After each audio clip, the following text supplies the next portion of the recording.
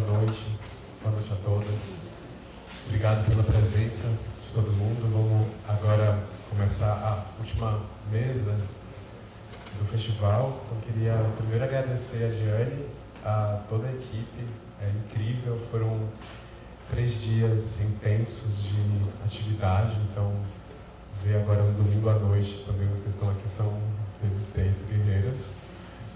Vamos lá, os tempos são sombrios e oportunidades como essas vão se escasseando, né, daqui para frente, então você tem que aproveitar mesmo. Sem muitas delongas, até porque também estamos no domingo à noite. A ideia hoje é fazer um bate-papo, mesmo uma conversa. Temos 3 convidadas incríveis que estão conosco essa noite. Eu não vou fazer esse trabalho vergonhoso de apresentá-las, sendo que elas próprias certamente falarão muito melhor de si mesmas. Então, imperativo da primeira pessoa, né? Então, queria primeiro pedir, por favor, que nossas convidadas de honra se apresentassem um pouquinho. A gente pensou num formato, cada um vai apresentar um pouco, né?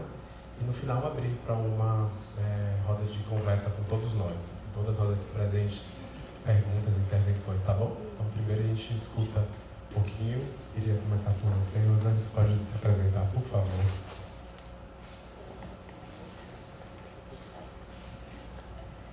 Começa de bastidor aqui.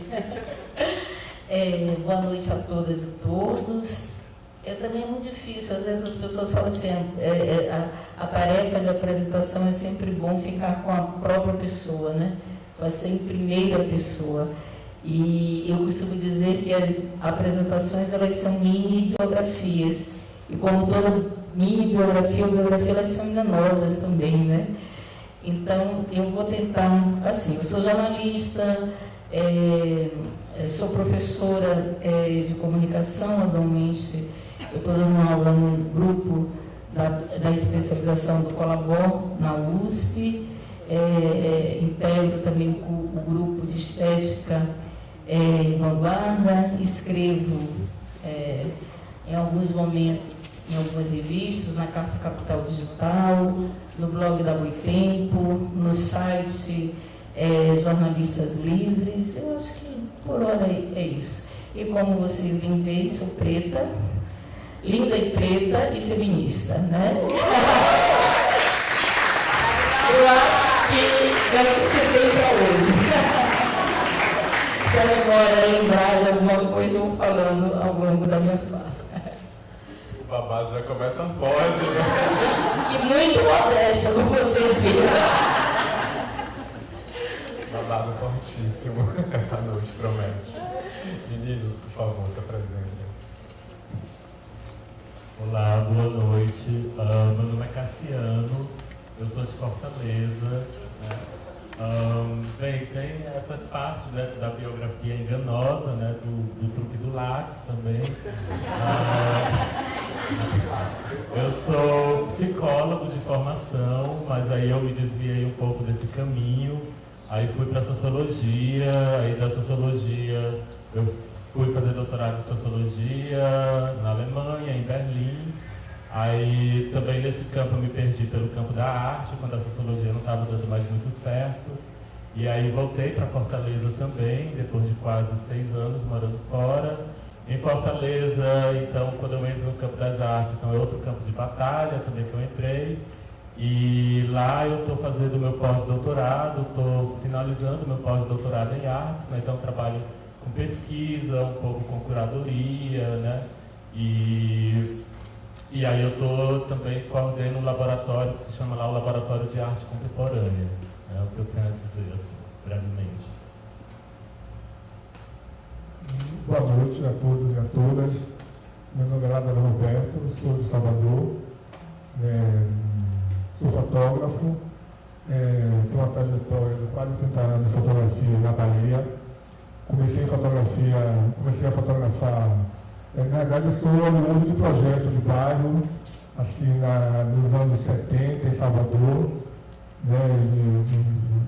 uma comunidade carente chamada Fazenda Grande do Retiro, e que nos anos 70 alguns intelectuais negros foram para o bairro da Fazenda Grande e fundamos um grupo de teatro chamado Zé Afagra, Grupo Experimental de Arte na Fazenda Grande, onde eu, em iniciei ali meus primeiros passos na arte, onde despertou a fotografia. E depois, nos anos 70, nos anos 80, comecei a fotografar, comecei com uma trajetória de quase 8 anos na fotografia, e em 90 eu criei um novo arquivo fotográfico, com 3 fotógrafos, depois de um curso que eu fiz no SENAC, devido também a uma trajetória que eu já vinha fotografando e percebi que não havia fotógrafos afrodescendentes na cidade, eu desconheço na minha geração, talvez possa falar de 1 ou 2 no máximo, e criando um arquivo fotográfico e vendo a trajetória. Hoje eu possuo assim um arquivo que não é só meu, de vários colegas que foram passando e que criou um vídeo arquivo comigo, foram deixando, e também doações, sou militante do movimento negro também, é bom que diga isso, nos anos 70, quando eu também estava nesse grupo, né, dando os meus passos na arte, também fui levado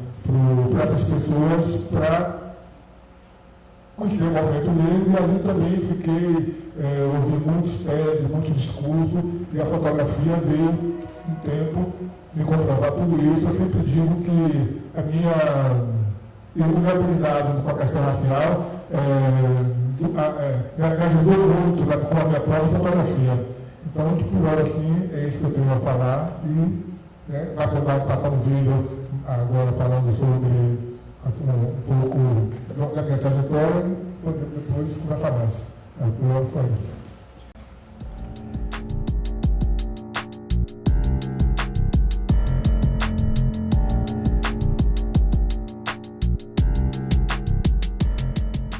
Meu nome é Lázaro Roberto, nasci e me criei no bairro da Fazenda Grande do Retiro. Vendo uma trajetória de quase 30 anos de fotografia, em 1990 criei o Zumbi Arquivo Fotográfico com vários outros companheiros, né, com o objetivo de fazer imagens da cultura afro-brasileira.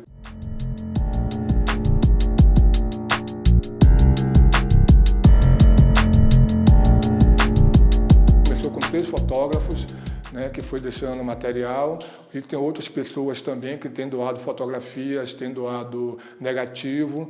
Então hoje eu te digo que é o maior acervo negro na Bahia nesses últimos 30 anos. O esforço da Zumbi, nesses 30 anos, é um esforço de persistência em continuar fazendo valer essa máxima. É preciso ativar a memória para chegarmos a algum lugar. E o Lázaro Roberto e Jonatas, quando estava vivo, e agora com o acervo que ele doou a Zumbi, tinham desde sempre consciência disso.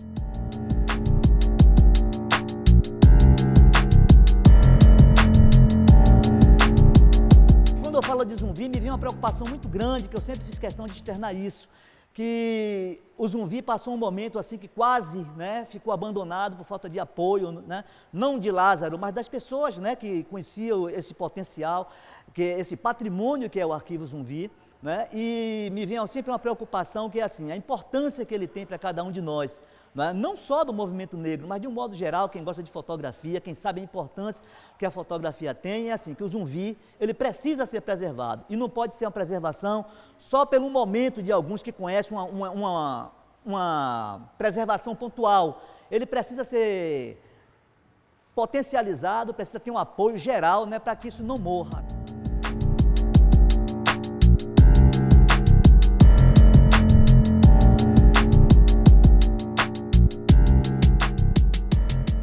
Então eu peço a todos e a todos que possam contribuir com essa campanha, porque o objetivo é a gente construir uma plataforma digital e também um museu virtual.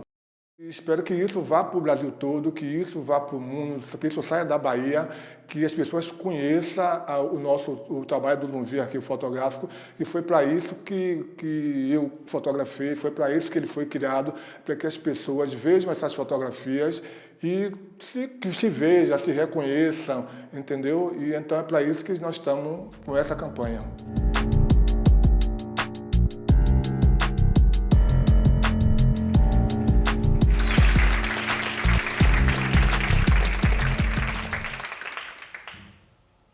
Maravilha a gente começar com esse vídeo que acho que traz uma síntese um pouco, né, desses temas que compõem essa mesa de hoje. E pela sua breve apresentação das suas convidadas aqui, a gente já pode ver que, quando se fala em política de imagem, não está se falando apenas em política no sentido abstrato do termo, da maior importância. Pensamos política abstratamente, mas também temos materiais, né? Tem uma urgência física, uma das frases faladas aqui no vídeo, né? É preciso uma máxima, como ele bem definiu. É preciso ativar a memória para chegar em algum lugar. Vamos voltar a essa máxima ao longo da noite. Queria, por favor, pedir para o Cassiano dirigir suas breves palavras. Bem, quando eu pensei no título da mesa também, que é muito provocador e que me fez eu falar um pouco a partir da minha experiência também, como um corpo negro que transita entre vários espaços e também principalmente de algumas implicações e de alguns problemas que eu vejo principalmente dentro desse campo que a gente chama de arte contemporânea, né? Esse nome bonito, mas que é um bonito bem difícil. E dentro desse campo, né, e aí, quando eu pensei nessa ideia também desse contrabando de olhos, né, de uma certa função política das imagens, eu pensei em duas coisas. A primeira é sobre rupturas, né, das rupturas que operamos, e a segunda coisa eu pensei também sobre o olhar, né? Quem nos olha, a questão da visibilidade, a quem nos damos a vista, né? E pensei também sobre esse outro olhar que se opera na ruptura quando nós passamos a olhar a nós mesmos, quando nós mesmos como corpos dissidentes, né? Essa é uma das primeiras coisas que eu trago na minha fala, e isso se deu muito, né, muito a partir de uma insatisfação que eu senti e de vários episódios também que eu vivenciei, onde eu vejo ainda, né, um certo regime estético das artes que opera a partir do apagamento dos corpos racializados nos espaços de arte, né? Isso de uma forma, muitas vezes velada, mas elaborada do ponto de vista epistemológico, né? Então a gente tem uma epistemologia do apagamento desses corpos racializados nos espaços de arte, né? E essa epistemologia eu traduzo como o formalismo estético como uma forma de desubicação da branquitude na arte contemporânea, né?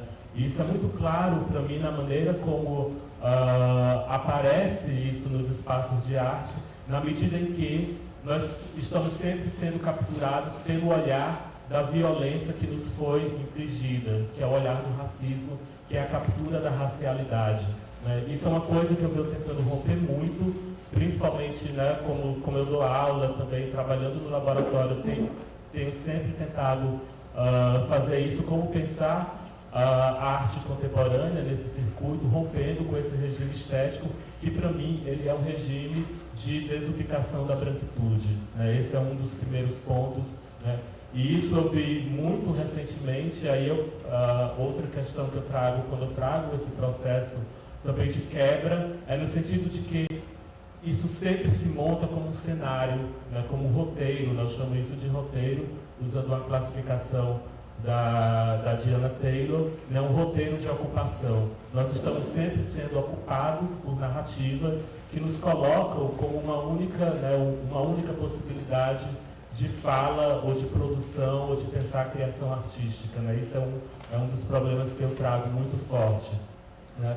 Recentemente eu passei por um episódio e às vezes você pensa que você está blindado, porque você pensa assim, a bicha fez graduação, mestrado, doutorado, você pensa que essas coisas não vão mais acontecer com você. E elas acontecem, né? E aí você vê de novo esse roteiro sendo reencenado, né? Isso é uma das coisas que tem me preocupado muito, por isso também que eu estou muito feliz de estar nesse festival, né, com uma curadoria negra, com uma quantidade, com uma qualidade também de artistas negros também mostrando seus trabalhos. E recentemente eu passei por uma experiência, né, que eu digo que é uma experiência de violência também, quando eu entrei dentro de um grupo, né, para fazer um exame, para fazer uma investigação sobre um acervo de um museu público em Fortaleza, né? E nós teríamos que ver quais eram os artistas que compunham esse acervo, né, sem questionar de onde eles vinham, né, como eles entraram ali dentro desse acervo, e orientado por uma certa leitura de história da arte, que é uma leitura que conjuga, né? A gente sabe também que a história da arte ela funciona também como um dispositivo de apagamento, né? E como um dispositivo também onde esse formalismo ele opera muito forte para deslocar ou para desocupar também as nossas questões. E isso foi muito forte porque a gente foi fazer esse trabalho e de repente a gente tinha que ler um livro de história da arte europeia, né?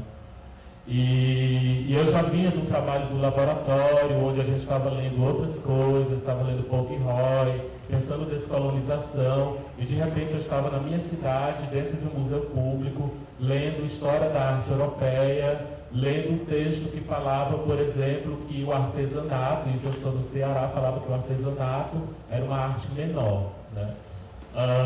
Isso me incomodou muito e numa das respostas que eu elaborei para o grupo, né, para expor esse mal-estar que eu tinha com esse regime, né, com todo esse roteiro montado, e isso foi dito, mas é porque você tem uma formação muito ampla e essas questões são questões do método da história da arte, o método da história da arte é assim, então se isso não estiver fazendo sentido para você, eu entendo, né, isso a coordenadora do grupo disse isso para mim, ou seja, ela literalmente me convidou a me retirar, né?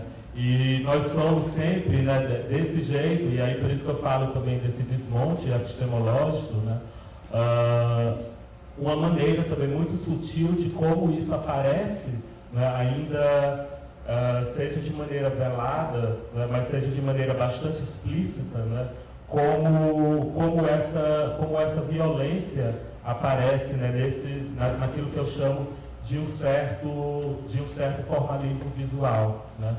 E isso também me levou muito a uma série também de insatisfações, no sentido de que eu vejo algumas produções artísticas sempre sendo relegadas a vocês estão falando de outras histórias, né? Vocês estão falando, parece que a gente não, que a nossa, né, eu trago muito o argumento do Polk-Roy, parece que nós estamos fora da modernidade, quando na verdade nós somos imanentes a essa modernidade, né? Foi a produção desse racismo que levou a essa montagem também dessa desimplicação do corpo negro dentro dessa história mais formalista da arte, né? E, por outro lado, também isso me levou a pensar muito sobre como habitar essas zonas de quebra, essas zonas de ruptura, quando esses episódios eles sempre se repetem, né? Então, como operar quebras, como pensar também as nossas resistências e a ocupação dos espaços que nós conseguimos produzir nessas quebras, quando muitas vezes o que a gente observa é uma permanência, né, uma permanência das estruturas. Eu lembro muito do trabalho da Rosana Paulino, quando ela fala disso, dessa permanência das estruturas e de uma certa casa vazia, né, que nós somos convocados a ocupar. E muitas vezes, né, a partir dessa casa vazia, é que nós temos que, de alguma maneira, extrair um certo proveito, né? E aí eu problematizo muito isso, né, quando eu falo que a nossa felicidade, ela não deve estar no vazio da branquitude, né? A gente tem que parar de achar que ocupar a falência da branquitude, de alguma maneira, tem alguma armadilha aí quando a gente ocupa esse vazio e pensa isso como a gente está pensando as nossas resistências, né? Pensar que nossas resistências vão muito além disso, né? E que as nossas resistências elas operam a partir de quebras, de rupturas e de falhas, porque o nosso lugar não é o lugar da segurança ontológica, né? Essa é uma das coisas que eu tenho me preocupado bastante, né? E eu lembro de uma frase do Fanon, né, que ele fala no Pele Negra, Máscaras Brancas, que ele fala: o homem negro não tem resistência ontológica nos olhos do homem branco, né? E isso é uma coisa que eu tenho trazido muito para mim, dessa leitura, né, trazer também esse lugar dessa insegurança ontológica que nós somos convidados a habitar, né, convidadas, e pensando a partir daí, né, como a gente pode, através da arte, né, como a gente pode também um pouco ocupar essas brechas, mas também desmontando epistemologicamente esses lugares que são os lugares de enunciação, né, os lugares de fala, né, e os lugares também da visibilidade. Né. O que eu hoje observo muito é que há uma certa, como é que eu poderia dizer, uma certa armadilha da visibilidade quando esse roteiro ele não é rompido, esse roteiro ele não é quebrado, essa descolonização ela não chega no seu nível mais corporal, mais sensível, que diz justamente da ruína dessas estruturas, desse lugar. Né? Eu lembrei muito de uma colocação que eu escutei ontem sobre esse lugar também da falência, né? Esse lugar também dessa falência, né? E dessa necropolítica também, como a gente pode habitar isso e pensando que nós somos maiores do que isso, né? Pensando também que as nossas criações, as nossas resistências, elas foram elaboradas na contramão, do contratrabalho da institucionalização da política e também na contramão de um certo lugar da universidade que sempre esteve como esse lugar da crítica, né? E aí eu pego o pensamento muito do Fred Moten, né, quando ele fala entre a política e a crítica nós estamos todos cercados, né? Então pensar esse cerco também entre a política e entre a crítica, né, quando esse lugar da nossa resistência, né, esse lugar também desse corpo que resiste, que insiste, que silencia, que ora grita, que ora silencia, né, mas que também está cansado e que precisa muitas vezes se recolher para a sua cura, porque isso também nos adoece. Isso significa muitas vezes sair desses lugares de convocação, que nos convocam a habitar um lugar de sujeito da crítica, para fazer às vezes um canto de felicidade para um projeto de infelicidade, um projeto que está falido. Então eu tenho muito pensado nesses lugares também de desfiliação e afastamento, e também como a gente pensar outras zonas e reativar outras imaginações que não passem apenas pela centralização dos nossos corpos como os corpos protagonistas do apocalipse. Eu acho que a nossa imaginação é muito mais rica do que isso, a nossa história é muito mais, os nossos traços de resistência que estão aí, eles passam por outras visibilidades, eles passam por outras capturas, que não são as capturas, né, da retina, dessa retina branca, né?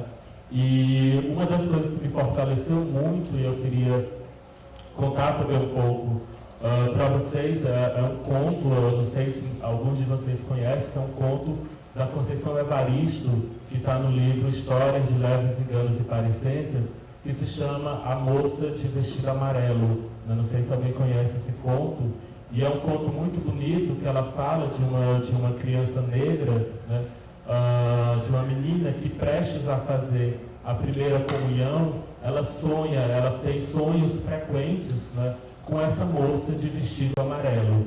E todos ficam, né, se questionando sobre quem seria essa moça de vestido amarelo e procurando também uma certa correlação com alguma santa católica, com alguma Nossa Senhora que seria, né, que ocuparia esse lugar desse sonho, né, e não se encontra, e não tem resposta. Até que a família comunica esse sonho para o padre, e o padre, muito ranzinza, né, olha para a avó, que ficou calada enquanto ela sempre contava essa história, né, e ele olha de uma maneira muito ranzinza, muito raivosa para essa avó, só que o silêncio permanece, essa menina continua sonhando, né, esse sonho está aí, né, essa imaginação está aí, essa não captura está aí, e tem um desfecho, né, o desfecho mágico do conto mostra também esse lugar também de uma história, que é uma história, primeiro, que nos antecede, segundo, que ela continuará, é uma história de outras visualidades, é uma história que essa máquina da imaginação colonial, desse consciente colonial, não consegue capturar, e eu acho que atravessar esse momento e atravessar esse apocalipse, né, tem a ver com aquilo que faz de nós, né, e da nossa força, uma força que não está, muitas vezes, nesses lugares em que tentam nos capturar para que nós cantemos receitas de felicidade e de resistência, muitas vezes para ouvidos estéreis, né?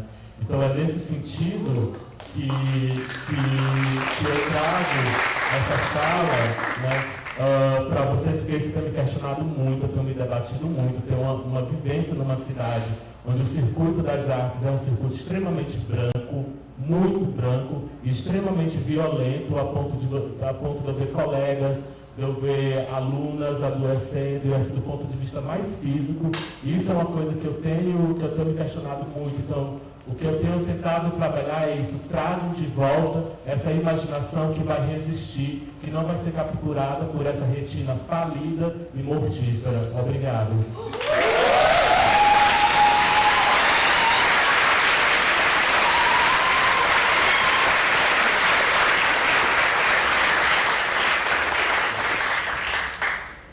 Obrigado, Cassiano, por essa fala lúcida, crítica e provocativa. Queria só fazer um comentário, porque várias das coisas que você falou, acho que impactou a todo mundo, assim, a gente vai, obviamente, depois abrir para novas perguntas e conversas, mas você falou no momento sobre como o formalismo estético opera como uma espécie de epistemologia do apagamento. Né? E engraçado, eu estava conversando aqui nos bastidores com a Rosane, porque enquanto você falava, anotei Fanon. E aí você veio uma sequência com o caderninho e falou: preciso citar o Fanon. Eu queria citar um outro Fanon. O autor é o mesmo, mas o trecho que eu pensei era outro. É quando Fanon diz no mesmo livro, né? Para um colonizado, a objetividade vai sempre operar contra ele. Né? Então, algo para a gente pensar para as perguntas que virão, antes de passar a palavra para a Rosane, mas eu queria pensar junto contigo, a partir dessa provocação que você faz, né? Se a questão, ao fim e ao cabo, está na objetividade, ou seja, esse fantasma aqui não existe, né? Porque a objetividade em si é uma criação abstrata, né? Mas se o problema está no que vem se chamando de objetividade, o que vem se chamando de formalismo, ou se o problema está na retina, né, dessa retina falida que você nomeia, que está chamando certas coisas de formalismo, sendo que outras coisas ditas não formais são, aos nossos olhos, a outras retinas, também e principalmente um grande formalismo. Não um formalismo vazio e oco, mas um estudo de formas, né, que vão se repercutindo também. Enfim, estou com essas interações na cabeça, eu queria te adiantar para termos um papo logo mais, antes de passar a palavra para a Rosane. Vamos ouvi-la. Eu acho que depois da fala do Cassiano, né, a gente teria muito pouco a dizer, né? Uma fala potente, uma fala provocativa, e eu acho que o que eu vou dizer aqui, Cassiano, se combina, se coaduna de certa forma com o que você disse, e eu vou começar. Eu gosto muito de títulos poéticos. Quando eu fui convidada para essa mesa, eu falei assim: não sei exatamente o que eu vou dizer, mas eu estou gostando de participar dessa mesa, porque o título é muito bonito, né? E como eu prezo pela beleza, como vocês perceberam, né? Eu fiquei impactada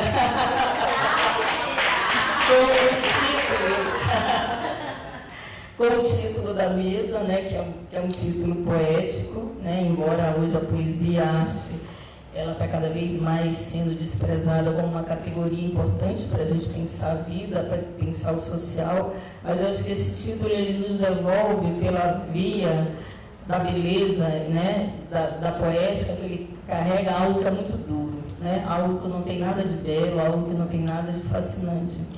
E aí eu diria que se a gente realmente enfrentar o título dessa mesa, ainda que esse enfrentamento tenha limites de tempo, né? Nós estamos a última mesa do festival, no domingo à noite, então a gente tem que respeitar a paciência de vocês. E acho que é um pouco, quando a gente está falando de contrabando, né? Contrabando de ódio, particularmente de contrabando, a gente está falando de o que vem à mente é algo que opera no paralelo e na ilegalidade.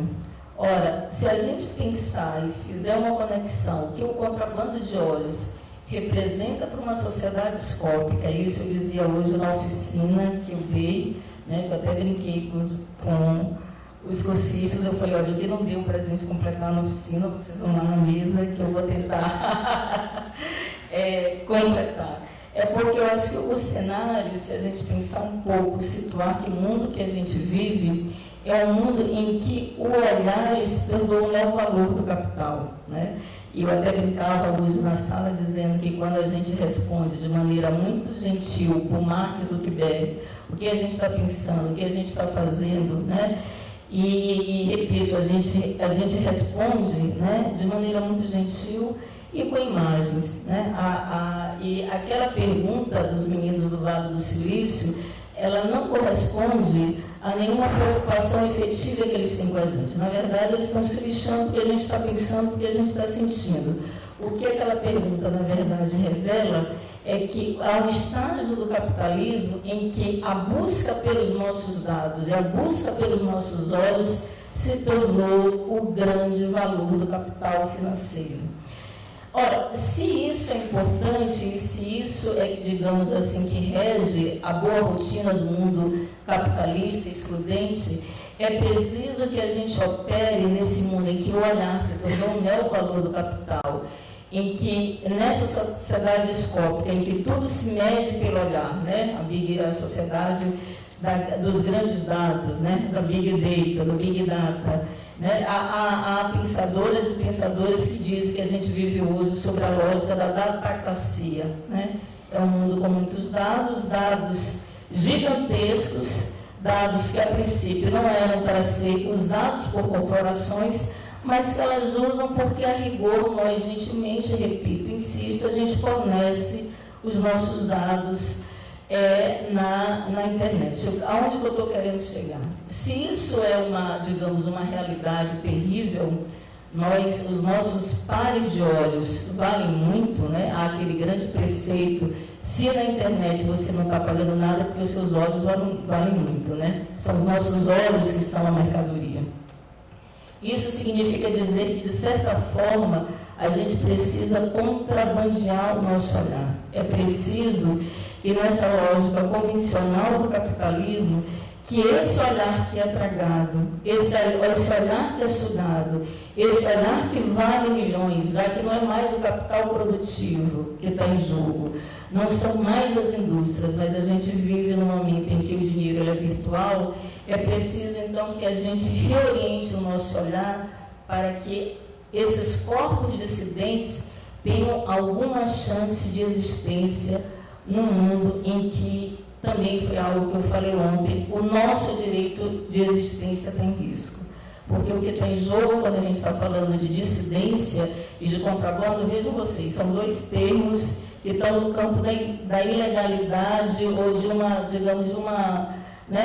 algo que não tem paralelo, né? que rola nas profundezas de algo. Então, eu acho que para a gente desdobrar isso, eu vou fazer um pequeno percurso de que seria preciso, portanto, a gente retomar a função do olhar como os antigos, como os africanos, e aí eu vou conceder, né? Eu digo que eu vou conceder porque eu não aguento mais falar em sociedade grega e helenismo, mas conceder um pouco falar dessa expressão. É preciso que a gente retorne a função do olhar, aquilo que sociedades africanas, algumas sociedades asiáticas, o que os gregos entendiam que era olhar. Por que eu estou dizendo isso? Porque quando a ascensão da sociedade moderna, a dita sociedade moderna, ciência, a ascensão da ciência, o olhar ele se converte em um objeto geométrico, da física geometral, e esse olhar que ele é físico, que ele pode ser quantificado, ele abre um campo para a gente pensar em perspectiva, para a gente pensar em ponto geometral, para a gente pensar no sujeito onividente. Ao sujeito pensante cartesiano corresponde um sujeito que organiza a cena do mundo, portanto, um sujeito que olha o mundo.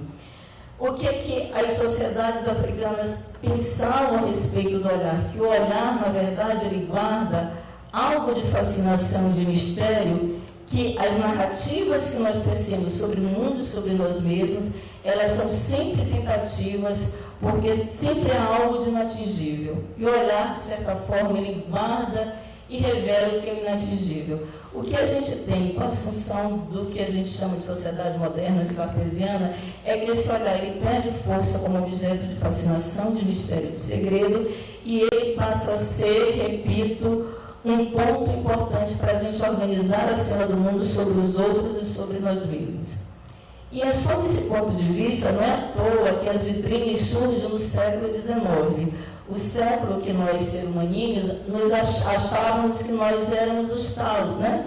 Ordem, progresso, industrialização, havia uma narrativa que guerra, que cada vez mais eram coisas do passado, até que alguém, ou uma ciência, comece a dizer o seguinte, a desconfiar, e não é à toa que o cinema, que é uma máquina do imaginário, máquina do olhar, surge no final do século XIX como sintoma para dizer isso pode dar errado. Né? Não é à toa que é o cinema e a psicanálise que surgem no final do século XIX, e quando Freud vai pensar a histeria feminina, ele vai dizer o que na verdade, o que essa histeria representa é que tem um sintoma que isso vai dar ruim, como deu com a Primeira Guerra Mundial, ou seja, toda aquela nossa suposta superioridade que nós, seres nacionais, em que o progresso ele percorria uma linha evolutiva, nos fez pensar, como está fazendo-nos pensar em pleno século XXI, que a barbárie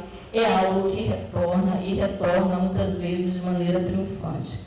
Aí vocês podem dizer, mas o que isso tudo tem a ver com contrabando de óleos? Eu acho que eu diria um pouco e tudo mais. Porque, retomando, se é preciso que a gente pense uma outra lógica do olhar, que não é essa lógica do sujeito que tudo vê, do sujeito que organiza, é preciso que a gente pense, e aí eu falei também isso hoje na oficina, gente, a última vez que eu vou dizer que eu falei isso hoje na oficina, é que nós também somos sujeitos que não só olham o mundo, mas também que nós somos vistos, que é esse princípio, né, do Maurice Merleau-Ponty, que nós somos seres vistos, né, essa frase é dele, no espetáculo do mundo.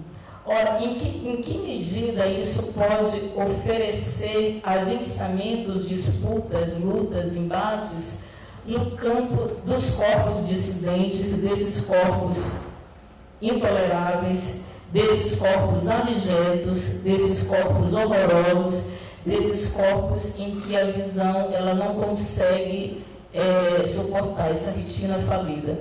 Eu diria, num primeiro momento, que só é possível a gente também decretar a falência dessa ideia perspectivista, né, de nós, seres oniventes, que vemos e organizamos a cena do mundo, porque nós vemos a cena do mundo a partir de determinada perspectiva.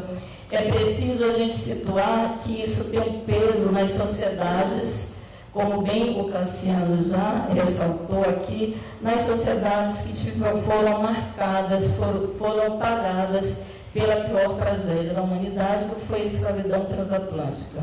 Isso significa dizer que quando a gente profere frases do tipo não me guarde na retina, significa dizer que para a gente pensar que esse não guardar ou essa retina que não corresponde mais às cenas polissêmicas do mundo, a gente tem que pensar que, do ponto de vista da organização da cena social, a escravidão ela foi um grande território que organizou as nossas perspectivas de pensar o outro no Brasil, em qualquer, repito, lugar em que a escravidão ela moldou as sociedades. Portanto, quando a gente está falando da retina falida, de outros modos de olhar, a gente está falando de uma organização espacial, territorial, que perspectivou modos da gente conceber as existências. E aí tem um exemplo que aconteceu hoje na sala, eu vou falar agora diferente, né? Mas também não precisa.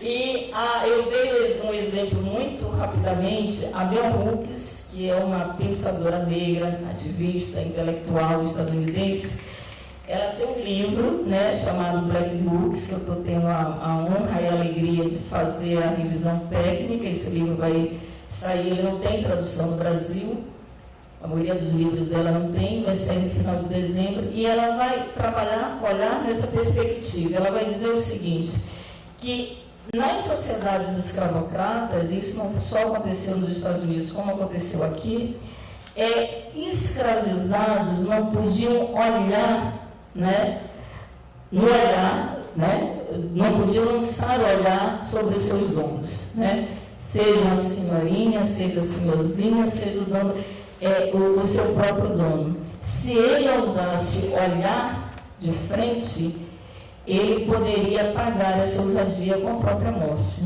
E aí o que ela vai dizer? Que houve uma subversão do olhar, ou se a gente quiser atualizar conforme o tema na nossa reflexão, contrabando do olhar, quando homens negros, entre aspas, libertos, já no século XX, começam a consumir revistas ditas, né, pornográficas de mulheres brancas.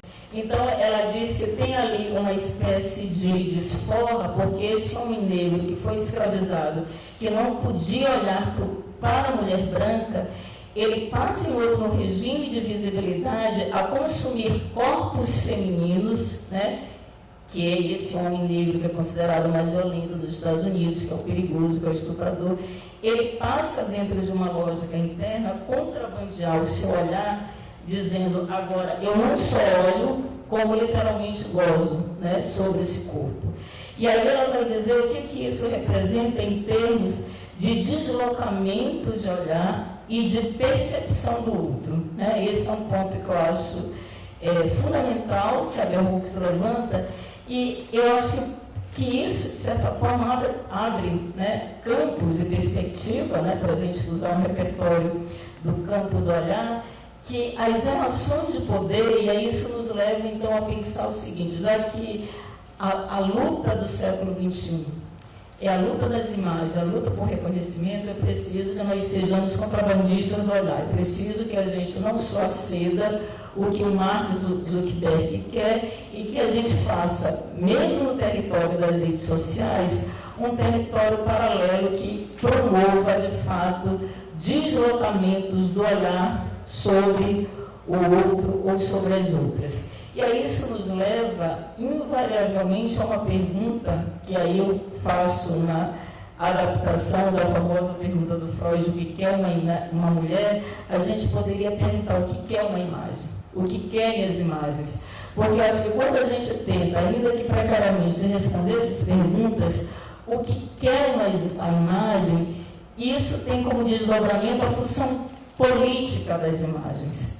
Normalmente, quando a gente fala de política e de imagens, a gente tem uma tendência quase invencível a considerar que a função política das imagens é uma função que é exterior a elas.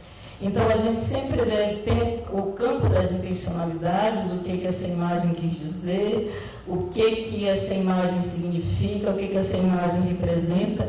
E, normalmente, essas perguntas, insisto, elas partem do princípio que essa função é uma função exterior à própria imagem.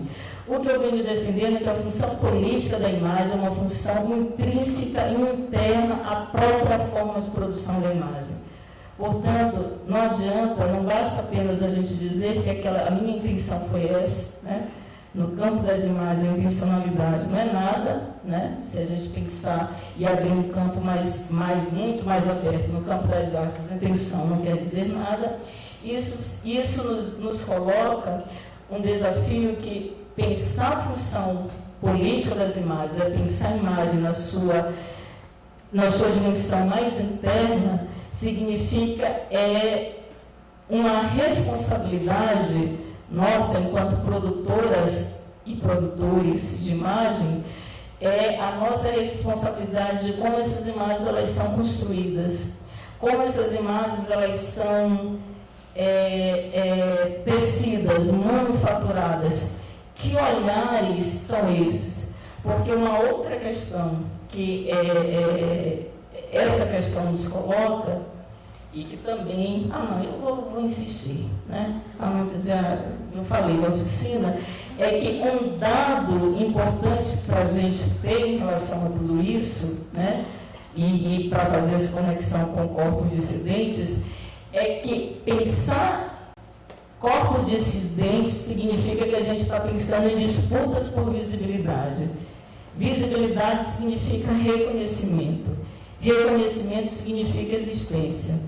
E no que eu venho insistindo, que existir, né? E aí eu vou até repetir a frase que eu gosto muito, porque, como dizem, se tem algo mais bonito do que você diga, então repita o que é mais bonito, né? Já que você não vai conseguir a expressão exatamente.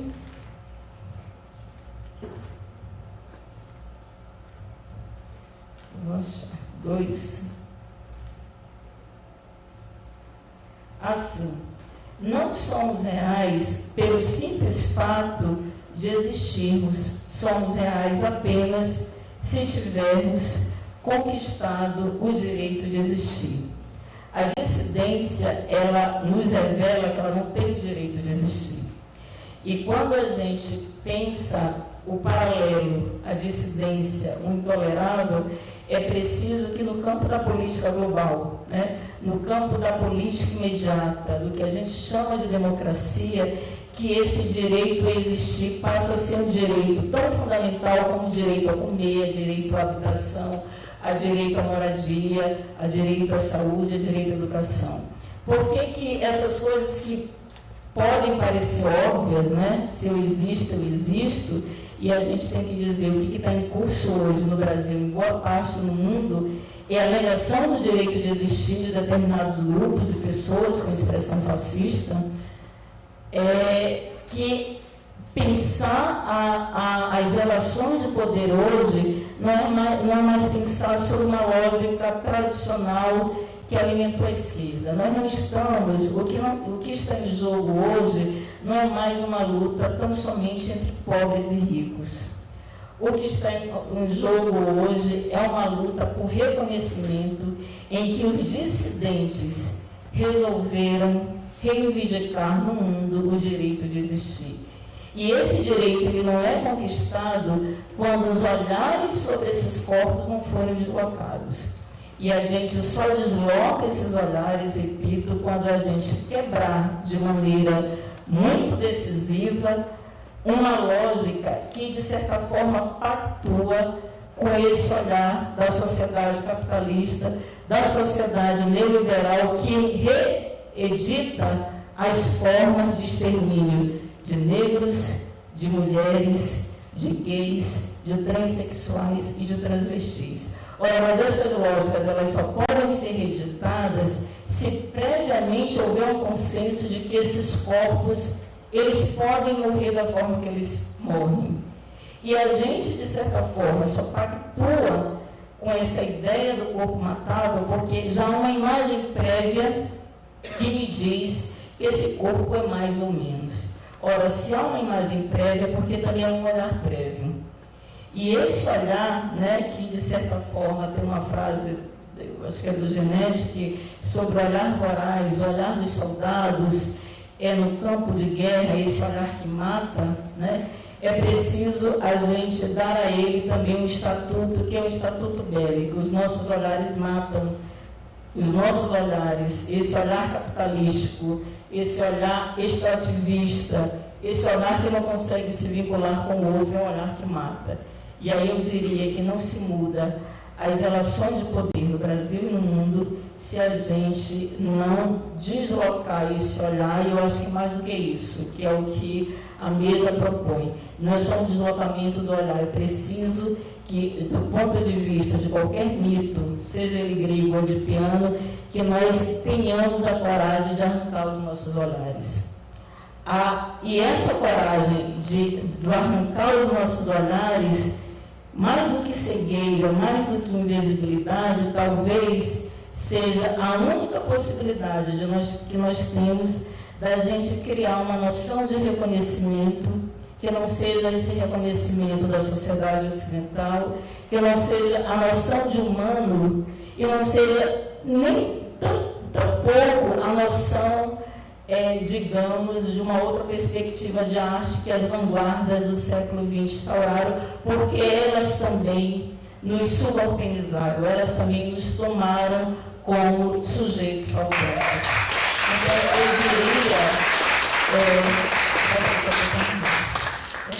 Então eu diria que quando a gente junta, mais do que isso, é um livro, né? A junção dessas três questões, ela reside no coração da política global contemporânea. Pensar a contrabando de ódios é pensar a confrontação do capitalismo. Não se confronta o capitalismo se a gente pensar que corpos dissidentes são esses que morrem porque viraram massa sobrante. Gente, o extermínio da juventude negra é algo tão absurdo no Brasil, é fora de qualquer parâmetro. De 10 jovens que morrem, 8 são negros. Quando a gente pega o que foi a experiência da acumulação do capital pela escravidão, foram esses corpos que consolidaram o capitalismo no mundo. Foram esses corpos que enriqueceram a Europa, que hoje está decadente, da caquete, que está um monte de coisa, mas não é da Europa, não é? E são esses corpos que antes, no momento que enriqueceram, viraram massa sobrante do capitalismo. Ou seja, quando a gente está falando de imagem e identidade, a gente não está falando de identitarismo. A gente está falando que dimensão, já que eu quero mudar o mundo, e é tudo ao mesmo tempo agora, né? E aí eu diria, para terminar sem malandragem, porque eu falei que tem 2 formas de terminar sem malandragem. A pessoa diz que está terminando e fala mais de 30 minutos. E essa é com malandragem, mas eu vou tentar terminar sem malandragem. O último tópico, a última questão, eu faço, eu sou dessa, falo que eu estou terminando e não termino. Então eu estou falando para mim mesma. Eu acho que a última questão que a gente pode derivar do contrabando de ódios e dos corpos dissidentes é de que forma e de que maneira outros regimes de visibilidade poderiam também instaurar outros olhares, né? Uma vez que nós estamos despossuídos, né? Uma vez que nós levamos a radicalidade, que esse olhar não nos serve, é um olhar reducionista, é um olhar que eu tenho do imigrante que alimenta, né, os meus imaginários desde sempre.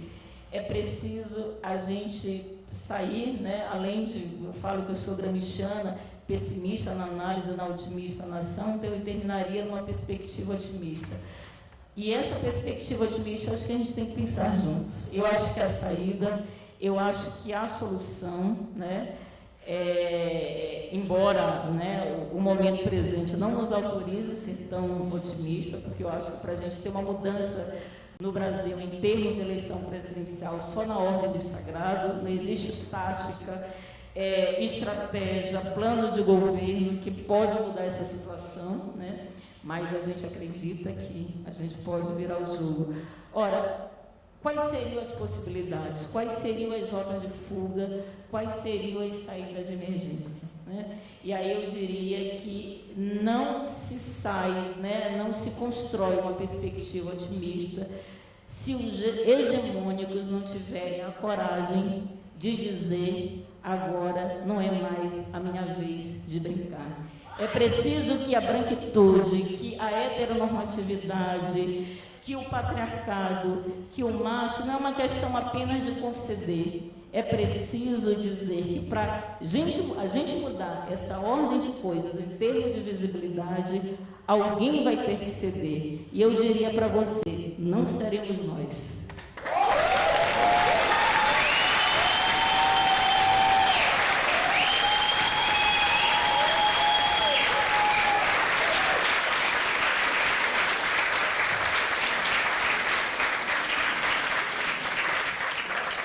Dado o recado, né? Não seremos nós. Um breve comentário, difícil, né? Fazer qualquer comentário, eu quero fazer um comentário muito, muito breve, porque algumas partes, todas, mas algumas em especial, tocaram. Queria falar como você chamou a atenção para o cinema e para a psicanálise ao longo de toda a sua fala, e como essas duas áreas, tanto o cinema como a psicanálise, trabalham justamente com esse contrabando de imagens e produção de imagens, né? Uma como uma tecnologia mais subjetiva, outra como uma tecnologia de produção imagética em massa para o mundo, né?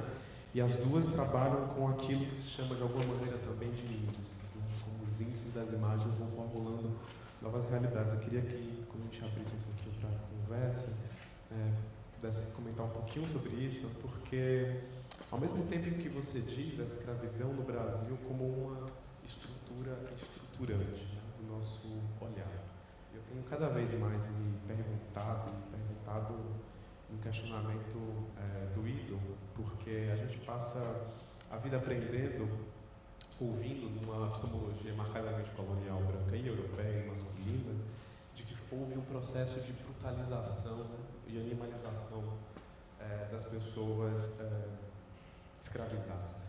Eu tenho me perguntado cada vez mais sobre o processo tremendo de brutalização e animalização do colonizador, né? Como é necessário ter, como você bem disse, uma imagem prévia, ou seja, um olhar prévio, brutalizado, animalizado, capaz de olhar para o outro e falar: este é menor, este é escravizável, né? Este é submetido. Eu queria, quando abrir mais uma vez, a gente comentar um pouco sobre isso, porque se estamos falando de disputa de imagens, de disputa de uma formação de uma certa iconografia, né, de um certo acervo de imagens em nossa cabeça, há de se falar também da formação de acervos contra-coloniais, né? Ou seja, estamos aqui falando do terreno da criação de novas imagens, mas também estamos falando, quero crer, de um terreno, e eu queria abrir um papo com o Lázaro sobre isso, não só de criação de novas imagens, mas o que significa preservação, resgate e rediscussão de imagens que já vem caminhando, né?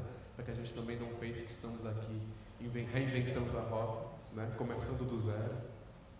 Muitos nos antecederam.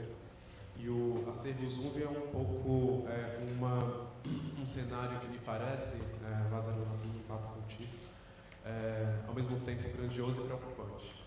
De um lado, grandioso saber da presença e da qualidade absolutamente estética e política, se é que a diferença entre os dois termos das fotografias registradas. É um brinde a gente ter essa grande instalação aqui toda noite, né, se abrindo, iluminando, literalmente iluminando os edifícios decadentes de um passado colonial santista paulista que acha que tem algum valor e glória, com imagens de pessoas negras e de movimentos sociais negros, especialmente baianos. Se você pudesse comentar um pouco sobre isso e como, não sei se todas que estão aqui tiveram a oportunidade de ouvi-lo ao longo desses dias, explicando e contando um pouco as histórias por trás das fotografias. Isso foi algo absolutamente tocante aqui, ao menos para mim, na programação do Valor. Então, se você puder, gostaria de te pedir também que brindasse as demais que não puderam nesse dia te ouvir, nos contar um pouco dessas histórias. Na realidade, eu venho, né, construir esse acervo, né, uma pessoa do corpo negro que sou, com a vivência que eu tenho dentro de Salvador, que é considerado o berço do paraíso racial, e que, mas na realidade é totalmente outra coisa, né? A minha própria fotografia me ensinou muito, né, muito mais do que os discursos intermináveis do movimento negro, né? Porque eu acho que a imagem veio constatar os grandes discursos intermináveis que eu tive nos anos 70, e logo eu me torno fotógrafo, e isso para mim cai assim na minha frente, esse mundo de imagens dentro da minha cidade, que constata todo o que eu vinha vivendo no discurso teórico, entendeu? Então, o que eu digo, na minha trajetória, eu só tenho falado de dois fotógrafos, é muito. Quando eu crio esse acervo com esses outros companheiros, é a falta também de fotógrafos negros na cidade, entendeu? Porque a fotografia é uma arte branca, entendeu? Sempre eu vi a máquina fotográfica na mão de pessoas brancas que, com o espaço de poder, que domina a cidade, que coloca a gente do jeito que quer, só dançando, rindo, como se estivesse todo feliz, todos felizes, e não é nada disso. O que eu vi na minha fotografia na cidade foi uma cidade cheia de com muitas contradições, que da minha vida toda de fotografia, o que eu vi foi pessoas negras na rua. Eu nunca vi branco jogado dentro da cidade de Salvador. Então, isso para mim, eu digo que eu aprendi muito com essa minha própria trajetória. Então, o Zumbi Arquivo Fotográfico é isso. É um coletivo de fotógrafos que veio nos anos 80 para mostrar, por acreditar no poder da imagem. A minha fotografia é uma fotografia política, que em Salvador tem fotógrafos brancos, até muito anterior a mim, que não quiseram tocar desse assunto. Eu quero tocar sim, entendeu? Porque quem está na rua, quem mora em piores lugares, quem segura a corda para os brancos brincar no carnaval, quem está nas piores condições de vida, é o negro, entendeu? Ele não está aí na rua procurando. A minha própria fotografia, todo o espaço onde eu estive, foi isso que eu vi. Então, é um acervo, talvez por eu ser do movimento negro, e esse acervo hoje serve para tantas utilidades, quer dizer, mas também é contraditório. Eu não consigo fazer nada na Bahia, por exemplo, com um acervo de 30 mil fotogramas, eu não consigo fazer uma expressão sobre o meio da consciência negra dentro de Salvador, entendeu? Também é contraditório. Eu sou um dos fundadores do movimento negro, que vi o movimento negro nascer, e durante 30 anos e não é à toa que parte desse acervo, uma pessoa, um militante chamado Jonathan, que lidava com, não era fotógrafo profissional, mas era responsável pelo jornal do MNU, estava nos locais, no espaço, e com a máquina amadoramente fotografou muita coisa. E em 2006, antes do seu falecimento, ele me entregou 1.602 fotogramas que eu não sabia que ele tinha. Então, foi uma atitude muito, entendeu? Porque ele sabia que eu já vinha fazendo isso, era os amigos, entendeu? Então, isso que me tornou a criar o Zumbi Arquivo Fotográfico.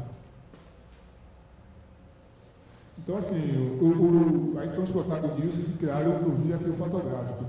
Eu vim, como eu disse, dos anos 80, comecei fotografia de uma forma muito, como é que posso dizer? Como consegui uma máquina fotográfica, eu trabalhei com os pais da igreja católica, os pais progressistas, italianos e tal, com uma história que vim dentro do próprio bairro. E eu, dentro do grupo de teatro que eu participei, muitas pessoas saíram desse grupo, está no grupo de teatro, outro trabalha com literatura, outro trabalha com cinema, e eu, através de uma pequena exposição de um único fotógrafo negro que eu vi chamado Olavo, eu consegui me interessei pela arte fotográfica.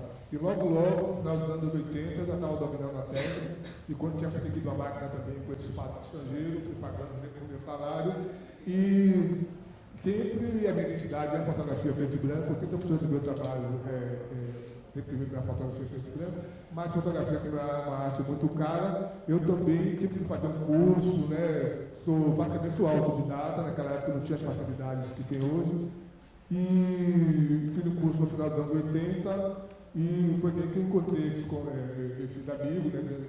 Saíram junto no curso comigo, e eu criei esse coletivo para a gente se fortalecer. Porque, como eu digo, na minha trajetória, eu estou brancos com máquina fotográfica. Então, saímos e aí, depois que a gente recebeu o diploma, a gente foi no barzinho, tomar uma cervejinha, e eu propus que a gente criasse um grupo, até para a gente dividir a despesa e tal, e tipo, marcar uma reunião para outra semana, e bolamos o nome, que é Zumbi Arquivo Fotográfico. Então, o nome Zumbi vem da palavra zoom, da lente zoom, que é em inglês, que é com 2 O, e eu botei zoom de besouro, né? Acho que já vai ter uma música até para isso, mas eu não sabia da lente da música, zoom de besouro, né?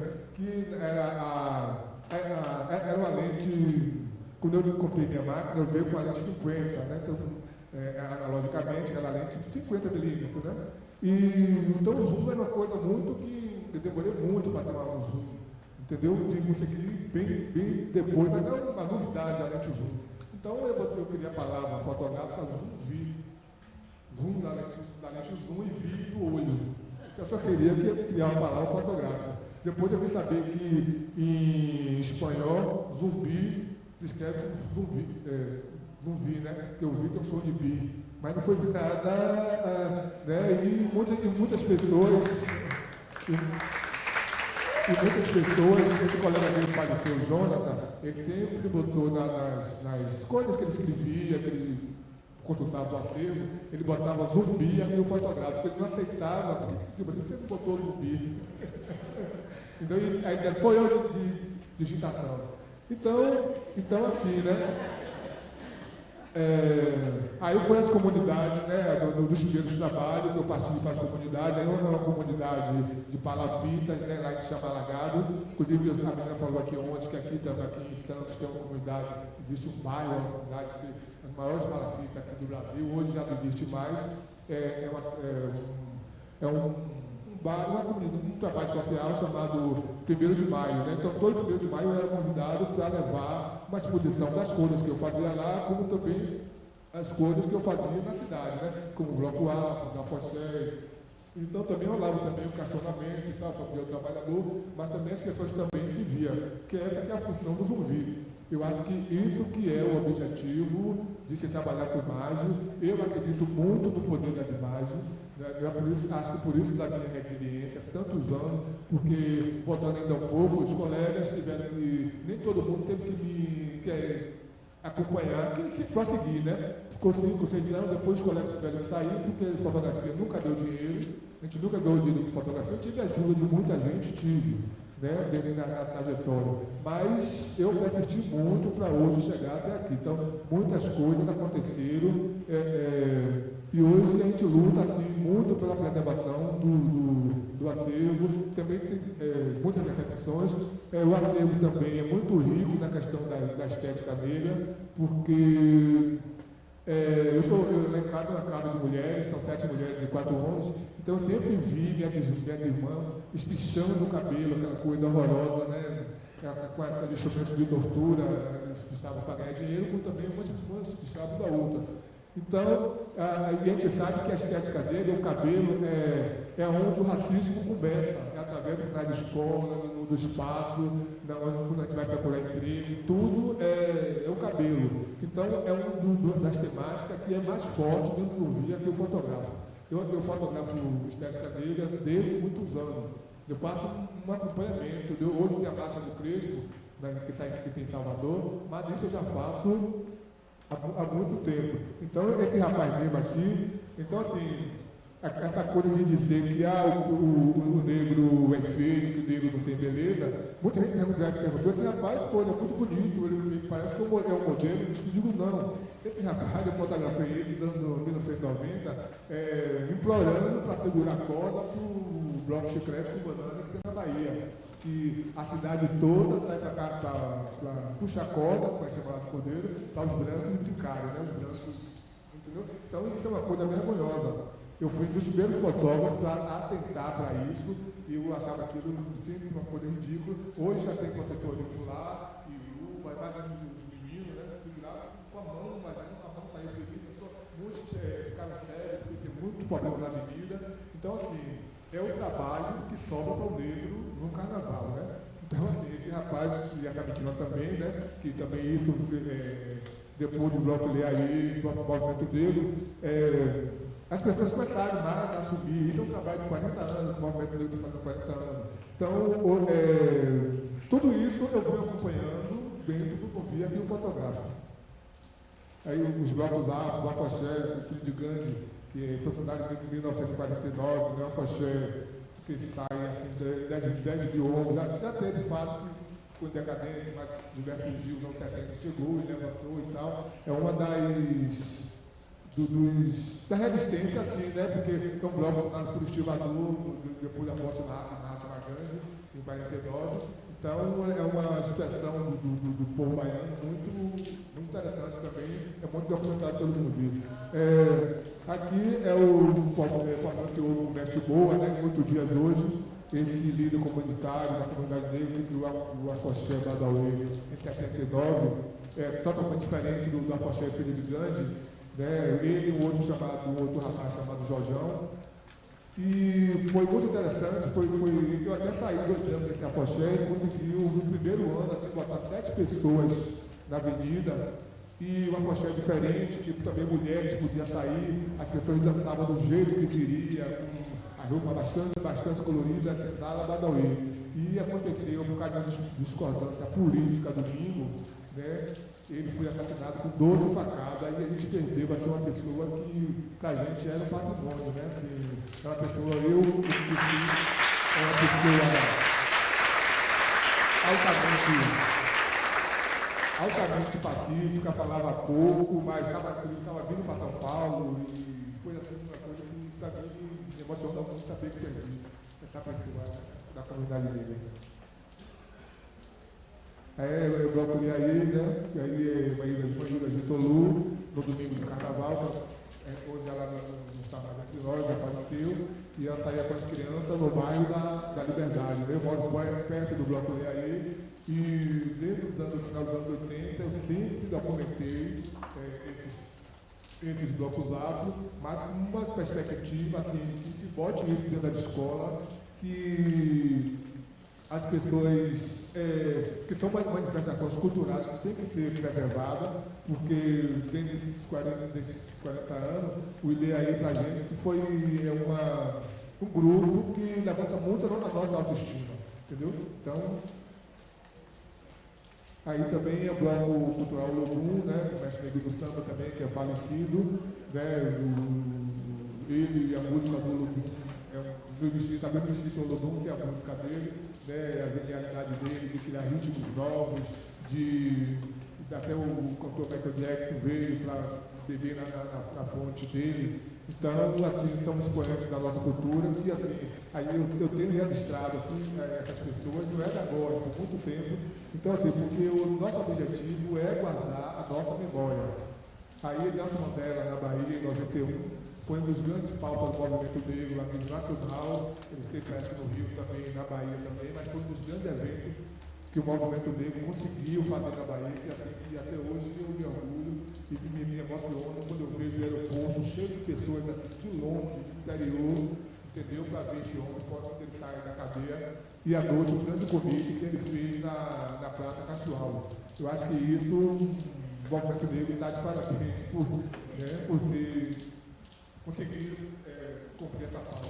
Aí, eu vou das lavadeiras que me emociona muito, que minha mãe foi lavadeira de roupa, assim, eu vejo 10 trouxas de roupa até na minha casa, e eu até os 17 anos carreguei trouxas de roupa, meio envergonhado, porque já estava um rapaz, e eu acho que, por isso, eu acho que a cabeça, né, reflete muito na minha fotografia. Quem vê meus trabalhos sabe o quanto eu valorizo a cabeça do homem e da mulher negra, no sentido de desde quando pega o peso, a filha da instalação ligada à cabeça, essas coisas. Então eu acho que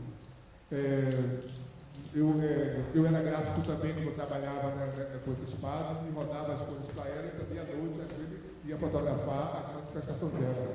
Aí o Dia Internacional da Mulher, das mulheres, e que, né, as mulheres negras dentro da passeata também está aí reivindicando as pautas delas, entendeu? E hoje o artigo também tem muita coisa da história das mulheres, inclusive as pessoas, muita gente procura a gente para fazer uma publicação, uma mestrado, uma coisa por esse motivo. Aí eu bando Teatro Lugum, que foi criado em 92, aí o ator Nanda do Ramo, ainda estreando na primeira peça do bando, que foi realizado também pelo Dom Arquivo Fotográfico. Aí é um trabalho que eu tenho na Filha Dom Joaquim, em 92, foi a minha primeira exposição aqui grande, né, que eu fiz, de Eu passei muito tempo na frente, eu cheguei em 90 e estou lá até hoje, documentando toda a feira, comecei com uma pesquisa fotográfica do historiador, aí ela conta a história de duas feiras, de Água do Menino e São Joaquim. Água do Menino pegou fogo em 74 e logo depois foi para outro espaço bem perto, chamado São Joaquim. E que o que a gente quer questionar nessa feira é a hereditariedade profissional. É o trabalho que passa do pai para a filha. É uma feira que, majoritariamente, quem trabalha são os negros, entendeu? É uma feira que abastece toda a cidade de Salvador, produtos de candomblé, e uma casa de candomblé não faz seus trabalhos e ir na festa de São Joaquim. Então, aqui, depois que eu terminei o trabalho, eu participava de várias temáticas, trabalho da mulher, saber, trabalho da criança, o artesanato. Então, aqui, é um projeto paulino que também eu nunca consegui botar em prática. Então, assim, doações do aterro, né? Jonas foi um militante, ele viu a fundação de Salvador, mas na época da fundação do Movimento Negro aqui em São Paulo, ele viu o grande ato da Praça Municipal e chegou logo em 80, já se coligou aí ao afastamento da UEI e, consequentemente, também ao próprio Movimento Negro, e foi responsável pelo jornal e deixou 1.600, em 2009, deixou 1.600 votos negativos comigo. Aí a foto da primeira marcha da consciência negra, em 1980, saída da foto do Teatro Castro Alves. Eu digo que esse material tem que estar dentro das escolas, entendeu? Tem que estar dentro tem que estar nos livros, entendeu? Porque isso é a nossa história para a abolição.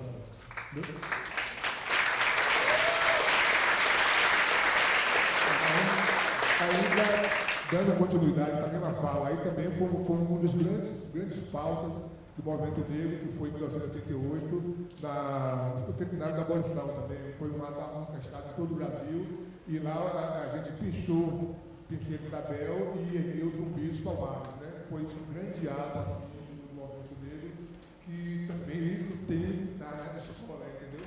Dentro de, a gente pretende ter o nosso objetivo é fazer uma grande exposição com todas as temáticas para discutir, né, dar apoio ao estudo à lei da elite de 32, entendeu?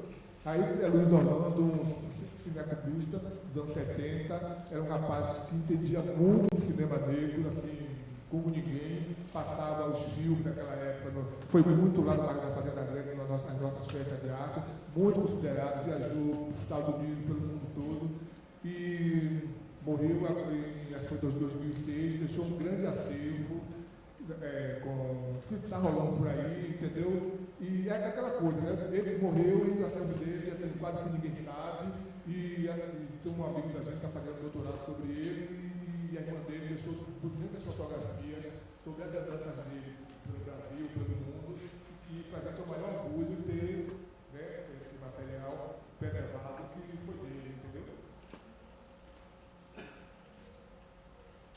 Então, tem 30 mil fotogramas, né, está em precárias condições, né, sujeito a todos os mecanismos de deterioração.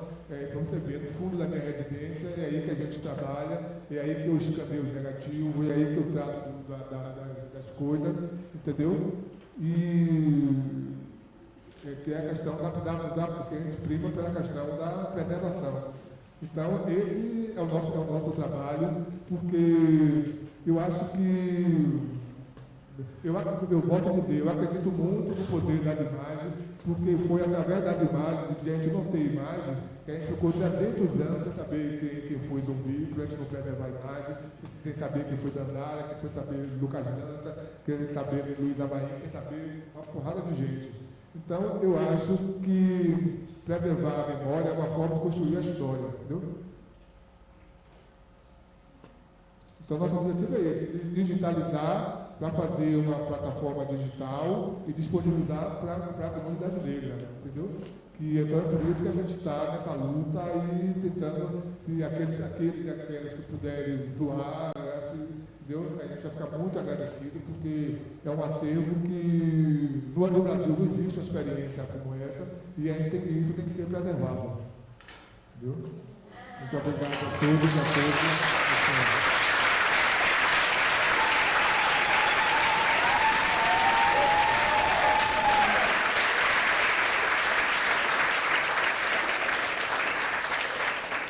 Obrigado, Lázaro, por esse banho de folha que você nos deu.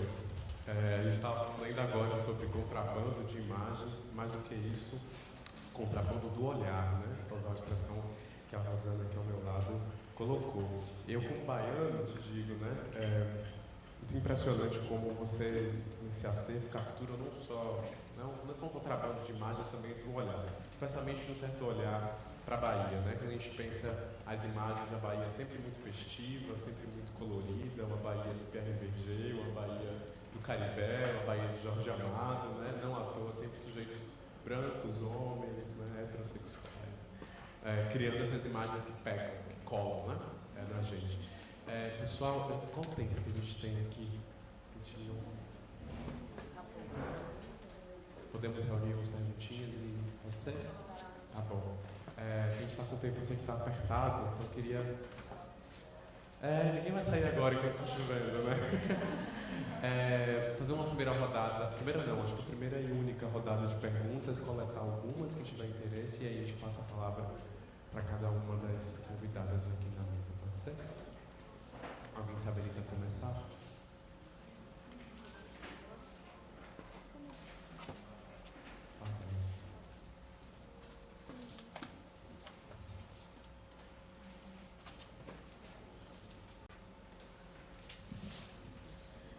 Boa noite, a minha pergunta é direcionada a Roseli Borges, que quando se fala de corpos dissidentes e função política das imagens, eu logo associo a comercialização dos mesmos.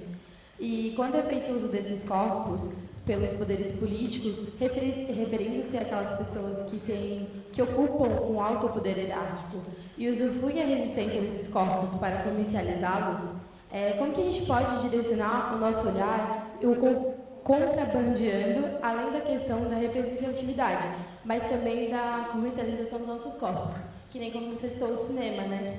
Como que a gente pode reconhecer até onde aquilo vai além da representatividade e sim a comercialização de um ato de resistência, que não é só a gente fortalecer o cinema independente, mas a gente sabe que, além disso, a gente tem um cinema hollywoodiano que usufrui muito desses corpos para se beneficiar dentro dessa luta e toda essa resistência.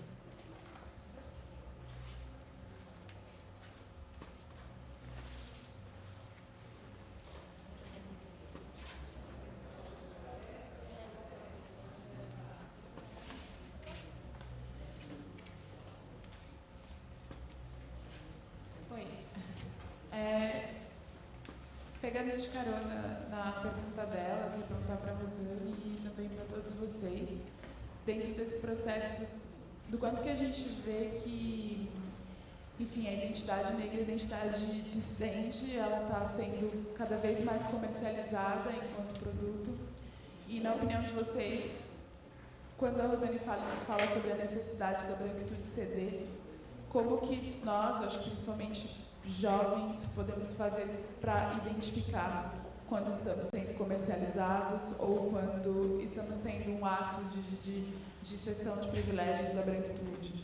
Até que ponto uma coisa significa de que existe realmente uma mudança dentro de um processo do imaginário imagético e não apenas, enfim, lidar com as nossas questões raciais e dissidentes e, sobretudo, imagéticas, só por uma questão de benefício próprio. É mais ou menos o que ela perguntou, mas também, eu acho que dentro da trajetória de vocês, o quanto que vocês identificaram quando essas situações aconteciam e formas de não cairmos nessa presepada, que às vezes acontece muito também.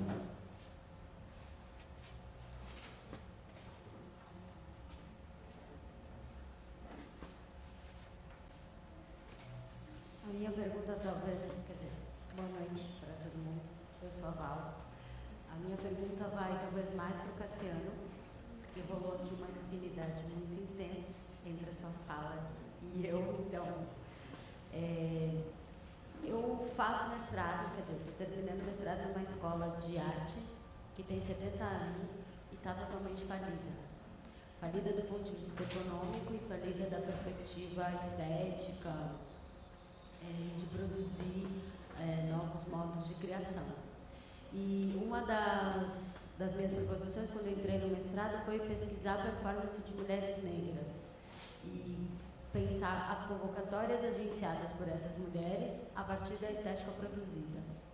E durante todo o percurso do mestrado, todas as professoras e os professores do programa me perguntavam o que aquilo tinha a ver com a dança, o que aquilo ia ter relação com essa escola de dança que tem 60 anos e é a referência da América Latina, e por muito tempo, até esse ano, foi a única escola de dança que tinha mestrado e acabou de aprovar um doutorado em dança. E aquela pergunta para mim era muito sem noção, assim, do tipo, leiam o que eu estou produzindo e, sei lá, vejam as coisas que eu estou mostrando para vocês, que para mim faz muito sentido. Eu quero dizer com isso que às vezes eu fico nessa, eu gasto muito tempo tendo que responder perguntas, que para mim são perguntas idiotas, que esse é um tipo de uma pergunta idiota para mim. Eu ser abordada para perguntar o que essa pesquisa tem a ver com o campo da dança. E para mim tem, além de idiotice, tem uma questão racial e de racismo muito presente. E aí, na sua fala, eu fiquei muito pensando desses postulados das belas artes, que o Lázaro fala um pouco quando ele traz sobre a produção de fotografia, essas coisas todas.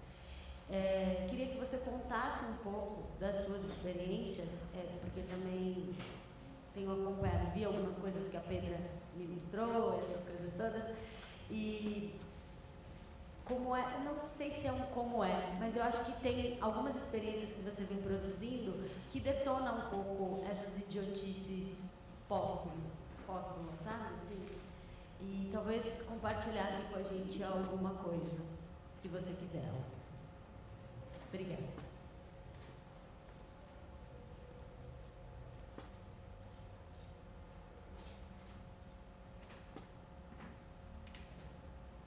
Tem mais alguma pergunta? Eu queria só assim, forçar um pouquinho a barra, porque como o tempo está ficando apertado, é difícil que a gente abra outra rodada. Se tiver alguma pergunta para a gente pensar, a gente poderia devolver a palavra às nossas convidadas. Pode ser?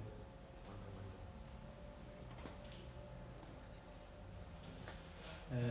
Me veio na cabeça quando a Rosane usa como exemplo um dos criadores do Facebook, e também fazendo menção ao capitalismo, eu me vejo olhando para a concentração de capital que está dentro das 4 empresas de base tecnológica, que é a Apple, a Amazon, Microsoft, Facebook, e aí é impossível não fazer uma comparação com o colonialismo europeu, mas também agora com a concentração de capital nos Estados Unidos e qual é talvez partilhando mais um pensamento, o papel do negro enquanto protagonista dessa criação de novas maneiras de criação de capital, assim, explorar um pouco esse lado.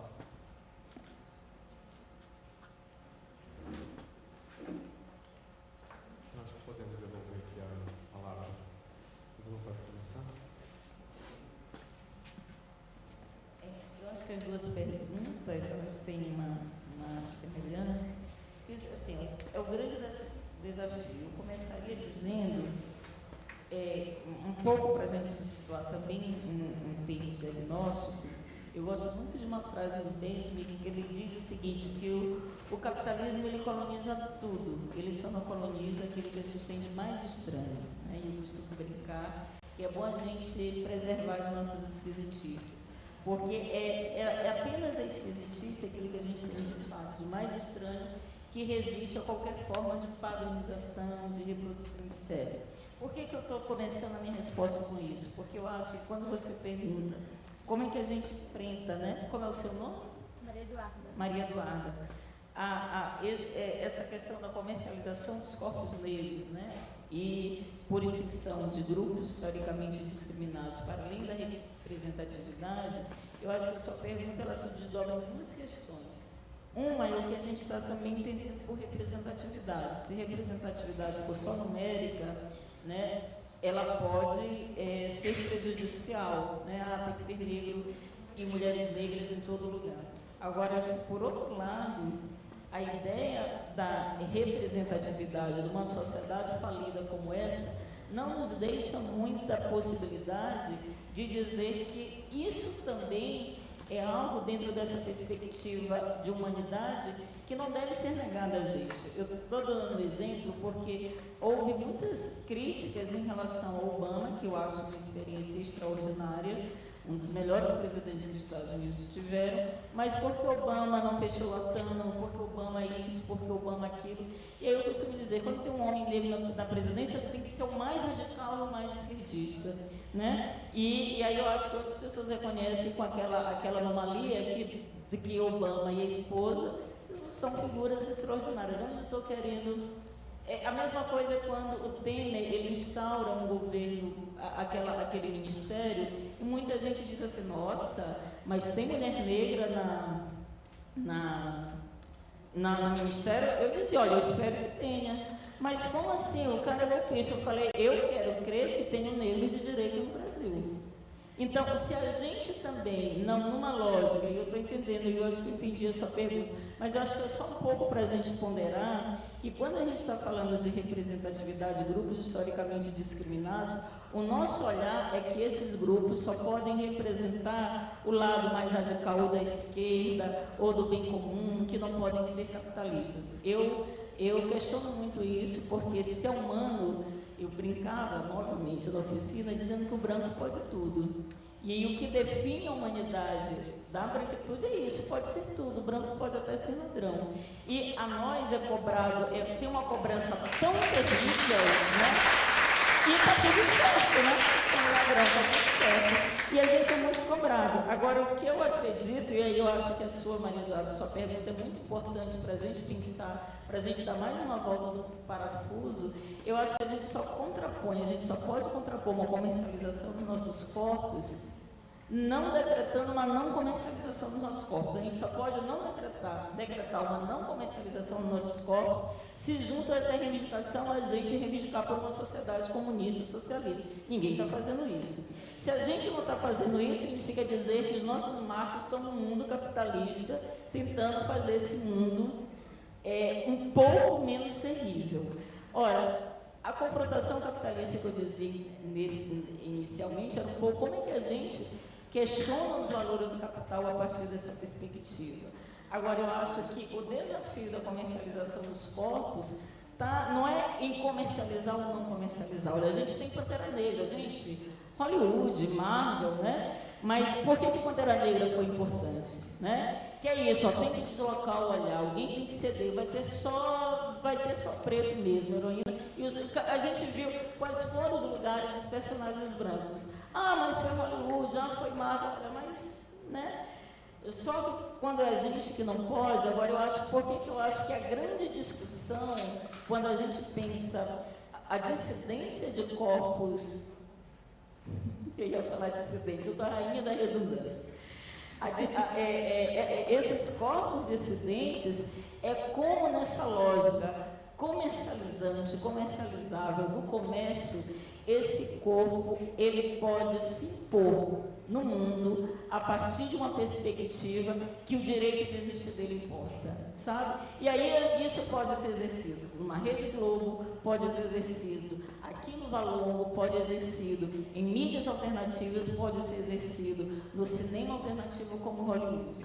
Porque eu acho que quando a gente coloca essa questão de que os nossos corpos são comercializados, parece que supõe que a gente pode imaginar que numa sociedade capitalista os corpos não serão comercializados. Eu acho que a sua pergunta é interessante no sentido de que é preciso que a gente também, em termos utópicos, acredite que nem tudo é precificado no mundo, né? E aí, em termos de utopia, olha, nem tudo passa por uma questão monetária. Agora, por outro lado, eu devo reconhecer que a disputa por imagens hoje é uma questão monetária. Então, o que me leva, em primeira instância, a pensar como esses corpos eles não são destituídos, subtraídos, porque a gente sabe que na lógica do capital se faz isso com corpos raciais hegemônicos, com a heteronormatividade. O capitalismo não é cruel com todo mundo da mesma forma. Então, se no capitalismo é possível que grupos se afirmem do ponto de vista da hegemonia, é porque dentro desses códigos da imagem, da própria lógica do capital, se criam fronteiras que se limitam, né, as fronteiras entre nós e os outros, entre os civilizados e os bárbaros. E aí eu acho que a sua pergunta nos leva a pensar isso, né? É preciso que mesmo nessa instância da comercialização, a gente dispute, né, lugares em que esses corpos eles não sejam vítimas da violência do olhar, né? Porque depois da violência do olhar você tem a violência das práticas, a morte, o assassinato, o genocídio, os 111 tiros e por aí vai, né? Então eu acho que o nosso grande desafio é de pensar como nessa sociedade, que eu acho que é terrível, o capitalismo é terrível, tudo é muito terrível, mas eu acho que, sabe, o próprio Festival Internacional Valongo não se deu, não é fruto da caridade, né, de pessoas que têm dinheiro, portanto tem capitalismo, né? Então eu acho que é um pouco, e aí um pouco também respondendo essa pergunta que você diz assim, a identidade negra é cada vez mais comercializada. Eu acho que o Walter Benjamin é isso, o capitalismo ele coloniza tudo. Agora o que nos resta é como é que a gente, qual é o nosso protagonismo nessa comercialização, né? Como é que a gente entra? Todo mundo diz que a diferença de uma conciliação é como se você entra, se é com os pés e o pescoço, né? Então a gente está querendo entrar com os pés, porque se você entra com o pescoço, certamente você será enforcado. Então eu acho que é como é que a identidade negra nessa lógica da venda, da comercialização, como ela pode ser também uma agenciadora de si própria, como é que ela pode se instituir como uma identidade que pode responder pelo humano, né? Eu costumo dar esses exemplos. Nós, homens e mulheres negras, na lógica das representações, a gente normalmente, quando nos é dada uma chance, a gente representa pessoas negras, né? Então, uma mulher negra é pensada no teatro, no cinema, quando, né? Muito para representar uma mulher negra, né? A pessoa branca, por isso que eu brinquei anteriormente que ela pode tudo, o branco, na lógica da representação, ele pode representar todo mundo. O hétero pode representar uma pessoa gay, uma pessoa trans, uma pessoa negra. E aí eu acho que eu diria que a gente mudaria a lógica da comercialização é quando eu, né, Rosane Borges, posso nessa lógica refundar um universal, percebe? Não o universal, porque esse universal também a gente critica. Então eu acho que a grande questão da comercialização das nossas identidades é que elas são reduzidas na paleta, na dinâmica social, e a gente pode muito pouco, porque a identidade branca também é comercializada, né? Os hegemônicos são comercializados. Agora, como que eles são comercializados? Eles desenvolvem uma ação protagônica na cadeia produtiva das representações, seja quem tem dinheiro, seja quem tem mana, seja quem representa, seja quem conduz a cena. Então eu acho que nos cabe pensar o seguinte, tá bom, identidades negras são comercializadas, mas a gente não quer ser comercializada como fomos desde sempre no chamado Novo Mundo, como objeto coisa, objeto mercadoria e objeto moeda. A gente quer também, pode ser sujeito nesse sistema excludente, né? E aí eu acho que isso pode, de fato, pensar que é um pouco isso que você falou, protagonistas, né, de novas formas. Eu não sei se você está falando só do capital dinheiro ou do capital simbólico, né? Eu acho, mais do que o capital dinheiro, eu acho que a gente pode ser protagonista de novas formas de um capital simbólico. E dizer protagonismo não é dizer exclusividade, não é dizer que agora a gente vai mudar o extremo e de oprimido a gente passa a ser opressor.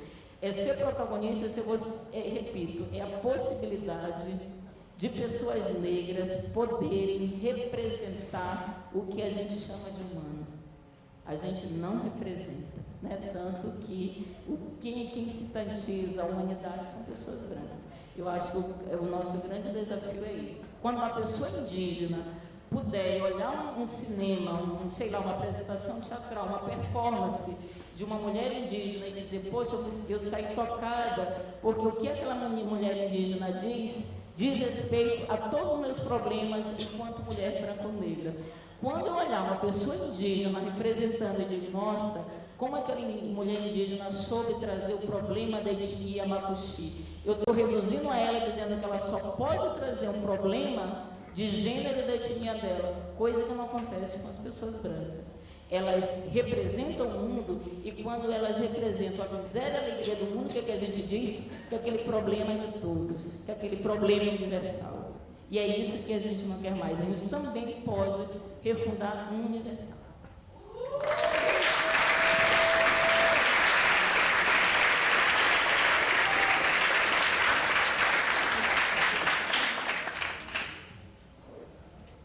É uma pergunta, né? E você falou da Pedra, né, que é uma pessoa muito importante para mim, mas tem uma coisa também, nesse sentido, que eu acho desse texto moderno também, que nega a escravidão, na dimensão do reconhecimento, é que essa instância do reconhecimento também ela passa por uma certa desautorização. E a gente tem que desautorizar o sujeito da supremacia racial. E isso eu pego muito no texto moderno, quando você vê toda a gramática da emancipação, toda a gramática do iluminismo, em cima dessa ideia, dessa metáfora, que não é uma metáfora, é um episódio de violência histórica, que é a metáfora do senhor e do escravo. Para você se emancipar, você tem que sair dessa condição de escravizado e chegar a ser senhor. Isso funda uma epistemologia que atravessa inclusive tanto discursos da direita quanto da esquerda, e que a emancipação se confunde com ocupar esse lugar da universalidade como embranquecimento, porque a gente não pensa a partir desse lugar que resiste, e aí por isso que eu penso também que o que temos de repertório está nas quebras, está nos vestígios também, e desse lugar, né, que passa por acho que nessa instância do reconhecimento, o reconhecimento passa pela desautorização desse sujeito da supremacia racial. E aí tem uma outra coisa que eu fico, porque essa é uma angústia que atravessa muito também, e eu concordo muito com a Rosana quando ela fala. E para mim uma experiência muito libertadora também foi quando eu li a Grada Quilomba, o Plantation Memories, quando ela fala de uma certa, ainda dessa necessidade, desse lugar da validação que é ocupado por esse outro branco, né? E essa instância da validação que nos leva a uma fantasia de perfeccionismo.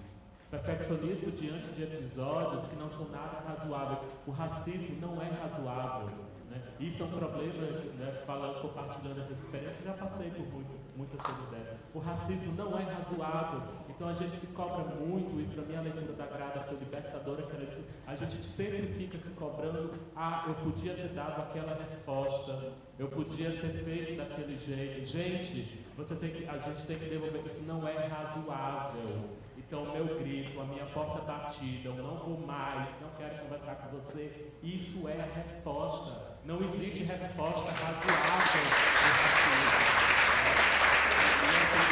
Isso é uma coisa que para mim, cada vez mais, eu digo isso porque eu vejo uma história acadêmica, e eu sempre fui uma pessoa boazinha, né, tia Cássia, né, fazendo essa coisa de sempre estar argumentando, hackeando, passando horas lendo Rancière, Didi Huberman, li todo babadinho para chegar lá, e você chega lá, tudo fichadinho, regime estético das artes, mas eu acho que performance negra, eu acho que isso é questão social. O nosso caso é social, não é um caso estético, não é um caso poético, né? E aí você diz, o regime moderno que funda a escravidão, funda o regime estético das artes. Se o Rancière não sabe disso, ele é um ignorante. Você precisa ele é ignorante, eu não quero saber dele, ele não tem nada a me dizer. Agora a gente hackeia, porque a gente tem que hackear, né? Também para não fazer, né? Tem que fazer o hackeamento dessa história, porque é nessa história que a gente acha as lacunas. Estão falando da gente sim, porque silenciar e apagar é positivo. A gente tem uma ideia de esquecimento, que a gente acha, esqueceu. Esqueceu uma prática positiva. Existe um lado positivo do esquecimento, existe um lado positivo de apagamento numa certa história da arte canônica. E quando a gente circula nos espaços de arte, a gente vê isso com muita clareza, estamos apagando. Aquilo é prática. Cada exposição que é montada e que só tem artistas brancos está praticando silenciamento. Então é isso que a gente tem que se tocar e parar com ficção de perfeccionismo e olhar para a cara dessas pessoas e dizer: o que vocês estão fazendo não é razoável. Então vocês têm que nos escutar sem a necessidade de me colocar no lugar de sujeito da crítica, que tenho que dar uma boa resposta para vocês começarem a me escutar. É isso.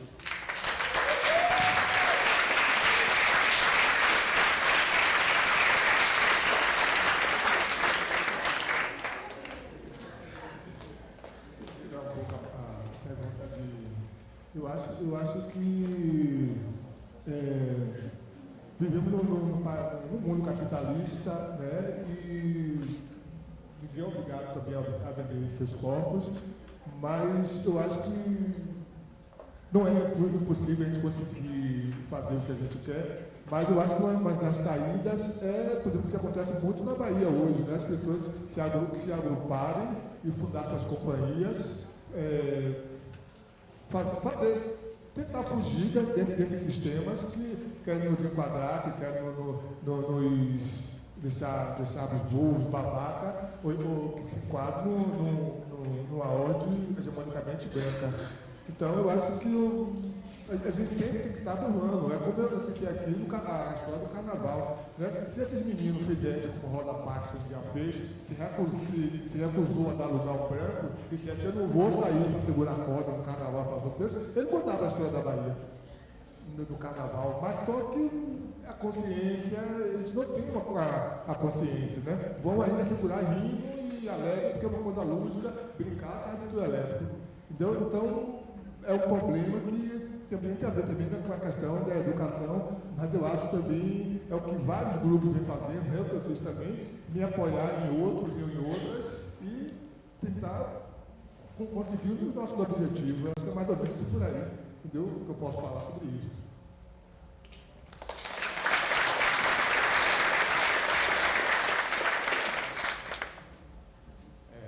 Uau, que mesa, né? Que comentários. É dado, em geral, a função de mediar, fazer síntese de falas, e eu sempre sou colocado nesse lugar. Nosso professor falou que, especialmente quando eu estou com a alegria de compartilhar uma mesa com pessoas negras, que síntese para a gente nunca foi sinônimo de libertação, sempre foi sinônimo de redução.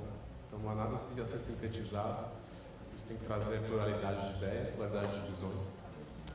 Todos aqui conversamos, talvez isso possa ser tirado como síntese, por assim dizer, uma síntese temporária, né? De que o trabalho não é apenas de contrabando do olhar, mas contrabando das imagens. Ou seja, as duas coisas ocorrem paralelamente, não são contraditórias. Acho que temos aqui opiniões e pontos de vista diversos sobre ocupação ou não das instituições, ocupação, de que modo lidar com as instituições em que a gente acaba entrando. Eu gosto sempre de pontuar, e com isso encerro antes de passar a palavra ao José, queria dar uma palavra para a gente, dizer uma coisa. Nosso país passou por um processo, no começo dos anos 2000, da introdução da lei de cotas, especialmente nas universidades, mas não só, também no funcionalismo público. Em relação às universidades, se esperava que as cotas, no máximo, isso já gerava um grande medo nas elites brancas do país, que as cotas gerariam um balanço numérico, um desbalanço numérico entre negros e brancos na universidade. Isso já era fator de muita tensão. Ora, o que as cotas trouxeram é que, além de um desbalanço numérico, ou seja, é mais gente preta entrando na universidade, sim, é que com essa entrada veio um questionamento epistemológico da produção do que é a universidade, da produção de conhecimento dentro da universidade, ou seja, o tiro saiu mais do que pela culatra, porque ele foi além do que se esperava, ou seja, além de um contrabalanceamento numérico, esses estudantes, chamados de cotistas, quase sempre de maneira pejorativa, entraram questionando a própria estrutura da universidade, questionando o que estava sendo ensinado. Não bastava entrar aluno, ao entrar alunos perguntou onde estão os professores negros, onde estão os coordenadores negros, cadê a bibliografia negra, ou seja, há algo nessa história que também vem em processos, né? Eu só pego esse caso de exemplo para tentar fazer uma síntese não sintética desta nossa conversa, porque são estratégias que vão se complementando, né? Ou seja, a entrada de pessoas na universidade, pessoas negras na universidade por cotas, é fruto de uma longa luta histórica, que veio acompanhada de outras lutas históricas de questionamento da epistemologia produzida na própria universidade. Quando essas lutas se juntam, vemos uma potência criativa da maior importância em política e estética. Acho que a gente está num momento tão preocupante no nosso país, tão politicamente tenso, que não dá para a gente também esquecer, pelo menos vale a pena a gente se arraigar nessas festas, dessas ruínas, desses espaços que se vai hackeando mesmo a universidade para a produção de novas disputas de imagens. José, você queria dar uma palavrinha para a gente? José é filho do Lázaro, gente. Gente, boa noite. Eu trabalho com o Lázaro, sou filho dele. Também sou um pesquisador, sou historiador, estudei o Zumbi, né? E ajudo o Lázaro nesse processo do Zumbi da maneira que posso também. E aí é o seguinte, essas relações de poder, elas incidem diretamente, né, de quem faz cultura e tal, e quem trabalha com material, né, afro-brasileiro, indígena, sabe que é muito pior. E a gente vem do Nordeste, a gente da Bahia, e a gente sabe que lá a cultura é mais relegada ainda, né, embora a gente produza muito cultura baiano, o nordestino, mas não é visto de forma como deveria, né, como deveria ser.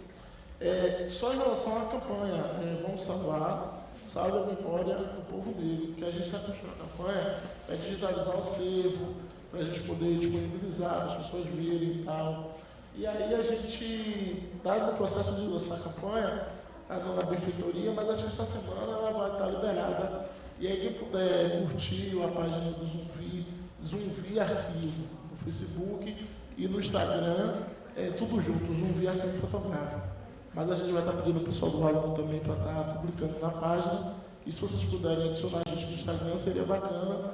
E quem puder difundir e contribuir com a campanha, seria bacana também. Viu? Obrigado, galera.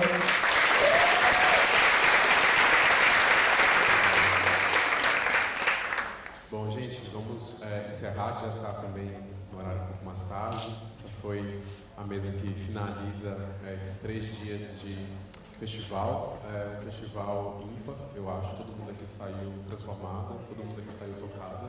Impossível ter passado por essas produções e por esses debates sem ao menos acender uma lâmpada de questionamento interno. Preservemos essa lâmpada, deixemos-nas acesa, multipliquemos essas lâmpadas, porque ontem no debate que teve aqui nesse mesmo horário, né, em algum momento a gente conversou sobre os tempos sombrios que nos esperam à frente, independente do resultado eleitoral no final deste mês. Então, momentos como esses são importantes. Oi? Sim, não, sim. Tem sempre como piorar, né? No fundo do túnel tem como pegar uma brincadeira. Mas o apelo é que a gente não deixe essa chama, que se de alguma maneira que se acendeu, se apagar. Multipliquemos entre nós os espaços que as instituições certamente daqui para frente serão mais difíceis de nos dar. Então, voltemos para casa com cuidado, cuidemos uns dos outros, olhemos os nossos afetos também, não deixemos nunca de rir, de gozar da melhor maneira possível, é importante. Todo mundo volte tranquilo, em paz, seguro, e até as próximas.